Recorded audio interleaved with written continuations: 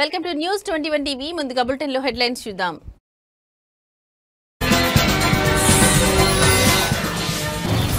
పరకామణిలో 100 కోట్ల చోరీ, TTD board సభ్యులు సంచలన వ్యాఖ్యలు.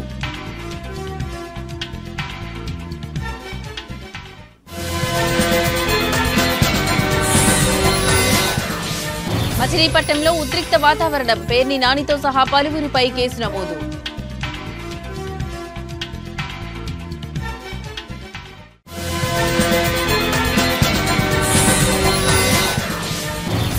అల్వాల్లోని లయోలా అకాడమీలో మిల్లెట్ ఫెస్టివల్, పాల్గొన్న మంత్రి సీతక్క.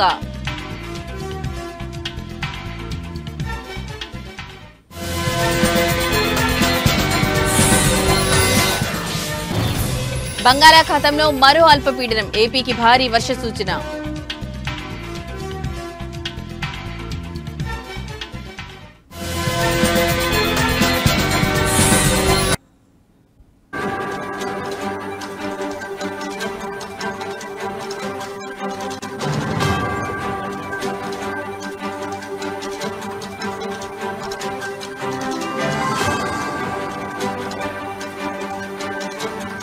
ఇక బ్రేకింగ్ న్యూస్ చూస్తున్నాం. తిరుమలలోని పరకామణిలో దొంగతనం చేస్తున్న రవికుమార్ కు సంబంధించిన వీడియోలను విడుదల చేశారు. ఈ సందర్భంగా టీటీడీ బోర్డు సభ్యులు భానుప్రకాష్ రెడ్డి సంచలన వ్యాఖ్యలు చేశారు. కొన్నేళ్లుగా చోరీ చేసిన డబ్బుతో కోట్ల రూపాయలు రియల్ ఎస్టేట్ లో పెట్టారు. ఓ దొంగ నుంచి మిగిలిన దొంగలు అందరూ స్వామివారి సొమ్మును దోచుకున్నారు. గత వైసీపీ ప్రభుత్వ హయాంలో తిరుమల స్వామివారి పరకామణిలో 100 కోట్లు దొంగతనం చేశారని ఆరోపించారు. టీటీడీ చరిత్రలో అత్యంత భారీ దొంగతనం గత ప్రభుత్వంలో జరిగిందన్నారు. స్వామివారికి భక్తులు ఎంతో భక్తితో కానుకలు హుండీలో వేస్తే వాటిని దోచుకున్నారు. 100 కోట్ల పైగా పరకామణిలో దొంగతనం చేశారు.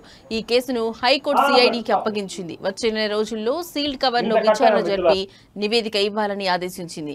దానికి సంబంధించిన బోర్డు నిర్ణయాలను, ఇతర డాక్యుమెంట్లను అన్నింటినీ సీజ్ చేయాలని ఆదేశించిందని భానుప్రకాష్ రెడ్డి పేర్కొన్నారు.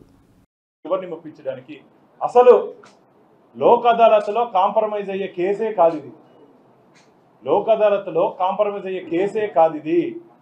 వెంకటేశ్వర స్వామి ఖజానాన్ని కొల్లగొట్టినటువంటి దొంగని ఏ విధంగా మీరు కాపాడారు? ఇందులో ఆ రోజు అధికారంలో ఉన్నటువంటి వైసీపీ నాయకులకి కొందరికి దీంట్లో వాటాలు వెళ్ళాయని చెప్పి మాకు ఫిర్యాదులు ఉన్నాయి. ఆ రోజు ఇక్కడ పనిచేసే అధికారులు, ఉన్నతాధికారులు కూడా దీంట్లో వాటాలు వెళ్ళాయని చెప్పి మాకు ఫిర్యాదులు ఉన్నాయి. కాబట్టి దీని మీద నిగ్గు తేల్చాలని చెప్పి నేను రాష్ట్ర DGP, director general of police వారికి ఒక మెమరాండం ఇవ్వడం జరిగింది. రవికుమార్ని అక్కడ ఉన్నటువంటి అనుమానం వస్తే తనిఖీ చేస్తారు మిత్రులారా.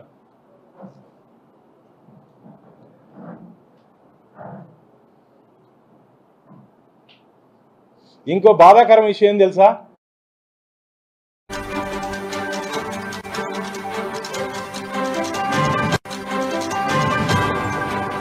అప్పట్లో కేసును లోక్ అదాలత్ ద్వారా రాజీకి వెళ్లారు అని టీటీడీ సభ్యులు భానుప్రకాష్ రెడ్డి తెలిపారు. ఈ కేసులో చాలా మంది వైసీపీ ప్రముఖుల నుంచి ఉన్నతాధికారుల వరకు అందరూ భాగస్వాములుగా ఉన్నారు. త్వరలోనే వారందరి పేర్లు బయటకు వస్తాయన్నారు. త్వరలో ఓ అధికారి పశ్చాత్తాపం వ్యక్తం చేస్తూ 100 కోట్ల స్కామ్ కు సంబంధించిన అన్ని వివరాలను బయటపెట్టబోతున్నారు. స్వామివారి సొత్తును కీలకమైన ఓ పోలీస్ అధికారి దోచుకోవడమే లక్ష్యంగా పనిచేశారని ఆరోపించారు. వైసీపీ నాయకులందరికీ ఇందులో వాటాలు వెళ్లాయి. అప్పటి అధికారులు ఈ సొమ్మును పంచుకున్నారు. ఈ కుంభకోణం జరిగినప్పుడు చైర్మన్ గా ఉన్నది భూమన కరుణాకర్ రెడ్డి. ఇప్పుడు భూమన దీనికి సమాధానం చెప్పాలని డిమాండ్ చేశారు. ఇక దోచుకున్న సొమ్ములో కొంత తాడేపల్లి ప్యాలెస్ కు చేర్చారు. ఈ ఘటన తర్వాత అన్ని రకాల సాక్ష్యాలను తొలగించి ధ్వంసం చేశారని భానుప్రకాష్ రెడ్డి ఆరోపించారు.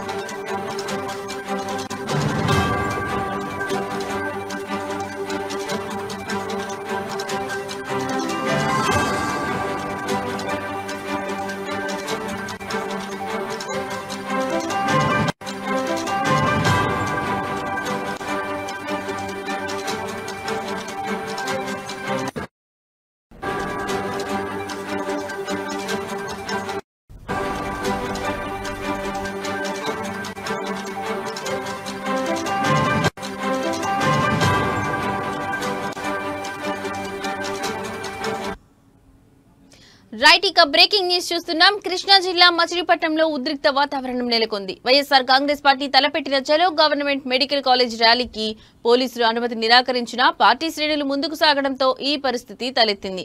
ఈ ఘటనకు సంబంధించి మాజీ మంత్రి పేర్ని నానితో పాటు పలువురు కీలక నేతలు, వందలాది మంది కార్యకర్తలపై పోలీసులు కేసు నమోదు చేశారు. మెడికల్ కాలేజీలో ప్రస్తుతం పరీక్షలు జరుగుతున్నాయని, ర్యాలీ నిర్వహిస్తే విద్యార్థులతో పాటు ప్రజలకు ఇబ్బందులు కలుగుతాయని పోలీసులు ముందుగానే స్పష్టం చేశారు. శాంతి భద్రతలకు విఘాతం కలిగే అవకాశం ఉందని పేర్కొంటూ ర్యాలీకి అనుమతి నిరాకరించారు.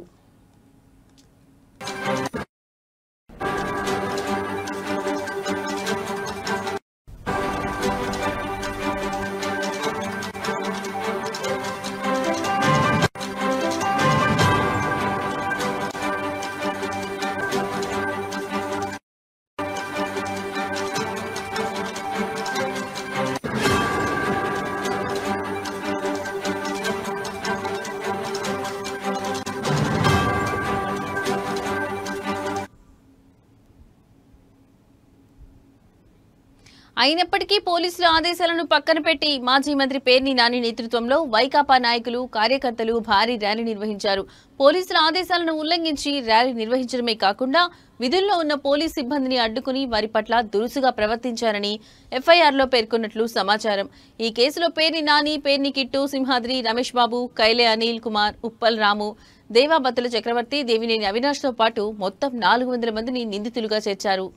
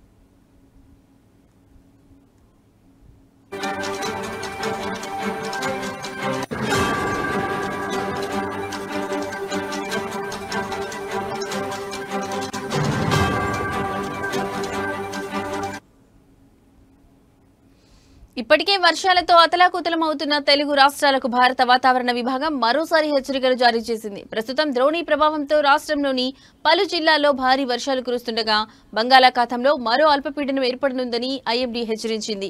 దీంతో రాబోయే రోజుల్లో రాష్ట్ర వ్యాప్తంగా విస్తారంగా వర్షాలు కురిసే అవకాశం ఉందని వాతావరణ నిపుణులు అంచనా వేస్తున్నారు. తాజా వివరాల ప్రకారం రాయలసీమ, దక్షిణ కోస్తాలోని పలు ప్రాంతాల్లో వర్షాలు పడనున్నాయి.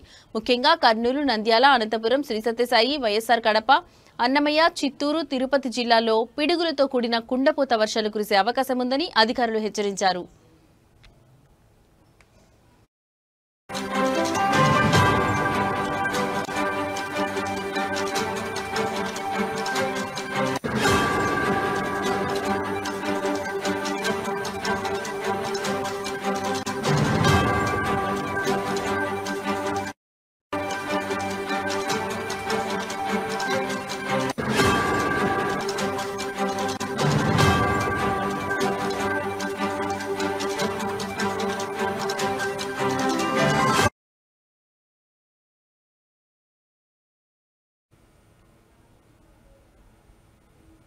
మరోవైపు తూర్పు మధ్య ఈశాన్య బంగాళాఖాతంలో సెప్టెంబర్ 25న అల్పపీడనం ఏర్పడేందుకు అనుకూల పరిస్థితులు ఉన్నాయని ఐఎండీ తెలిపింది. ఇది క్రమంగా బలపడి 27వ తేదీ నాటికి వాయుగుండంగా మారే అవకాశం ఉందని వాతావరణ నిపుణులు అంచనా వేస్తున్నారు.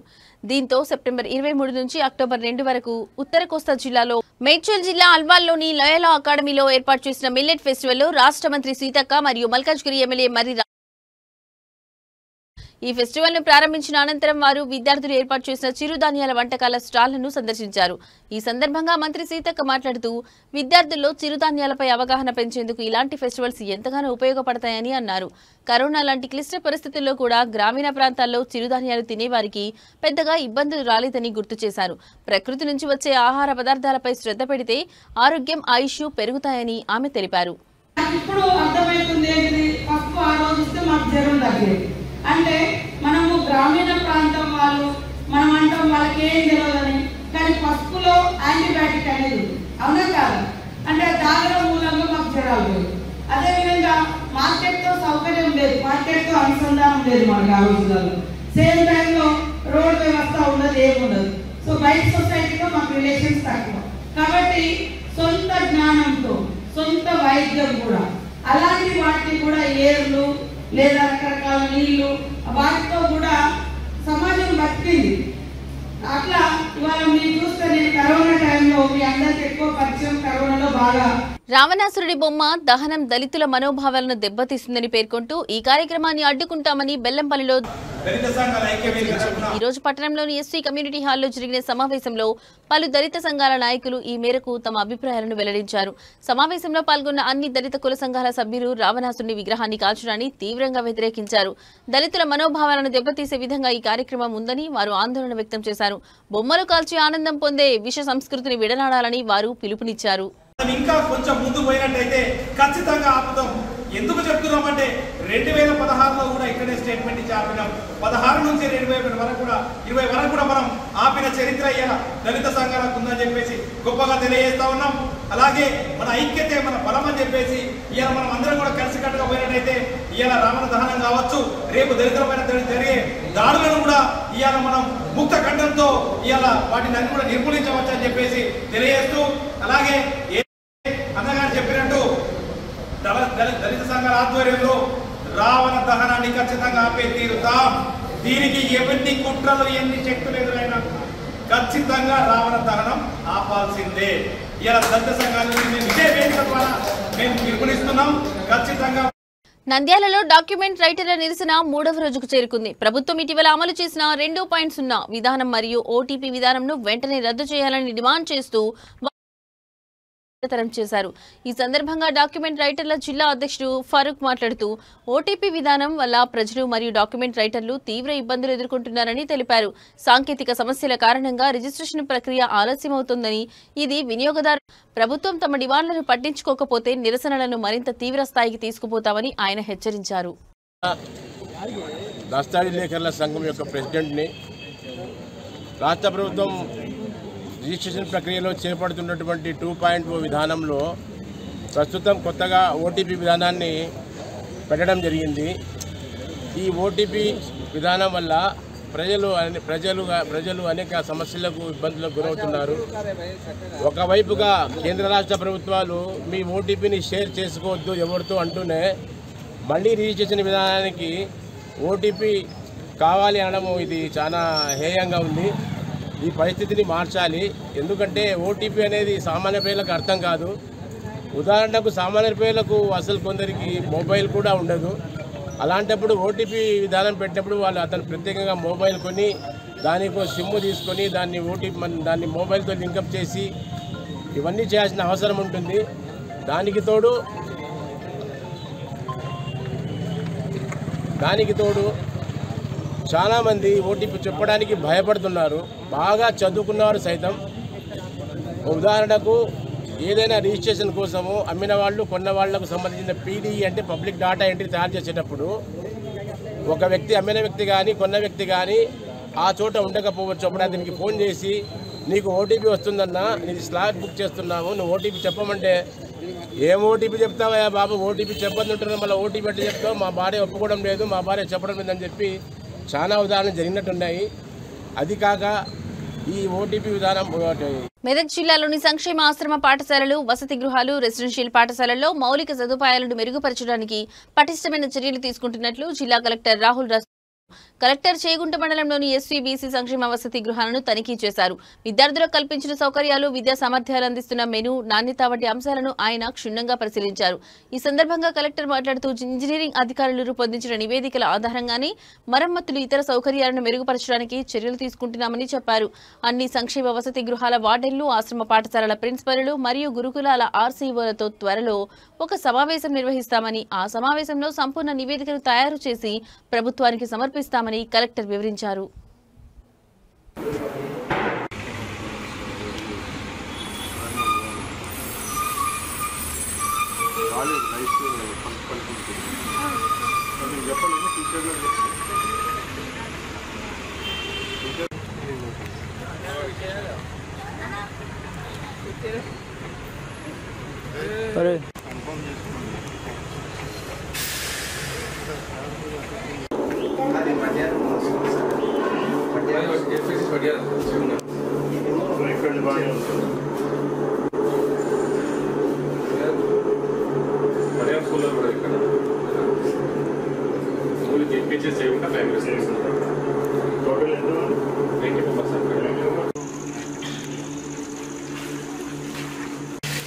ఉమ్మడి నిజామాబాద్ జిల్లా ప్రైవేట్ స్కూల్స్ టీచర్స్ అసోసియేషన్ ఆధ్వర్యంలో బృందావన్ గార్డెన్స్ లో నిర్వహించిన గురు పూజోత్సవం మరియు బెస్ట్ టీచర్ అవార్డ్స్ 2020 కార్యక్రమానికి టీపీసీసీ అధ్యక్షుడు ఎమ్మెల్సీ మహేష్ కుమార్ గౌడ్ ముఖ్య అతిథిగా హాజరయ్యారు. విశిష్ట అతిథులుగా Nizamabad rural MLA Bhupath Reddy, urban MLA Dhanpal Suryanarayana, Tahar Armoor నియోజకవర్గ కాంగ్రెస్ పార్టీ ఇన్ఛార్జ్ ప్రొద్దుటూరు వినయ్ కుమార్ రెడ్డితో పాటు పలువురు కాంగ్రెస్ సీనియర్ నాయకులు పాల్గొన్నారు. అంతకుముందు జ్యోతి ప్రజ్వాలన చేసి కార్యక్రమాన్ని ప్రారంభించిన మహేష్ కుమార్ గౌడ్ మాట్లాడుతూ గురువుల పట్ల కృతజ్ఞత, గౌరవం తెలిపే మహోత్సవం గురు పూజోత్సవం అని అన్నారు. భారతీయ సంస్కృతిలో గురువుకు అత్యున్నత స్థానం ఉందని, తల్లిదండ్రులు జన్మనిస్తే గురువు జ్ఞానాన్ని ఇస్తాడని పేర్కొన్నారు.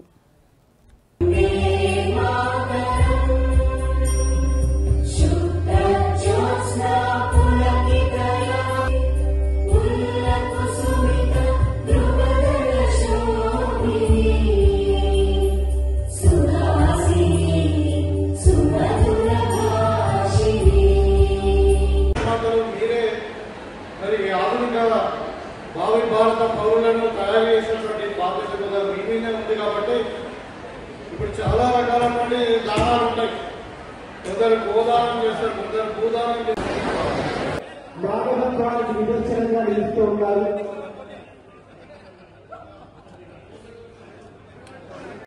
గొప్ప కార్యక్రమాన్ని గురువుని గుర్తు చేసుకుంటూ జరిపే మహోత్సవం గురు పూజోత్సవం.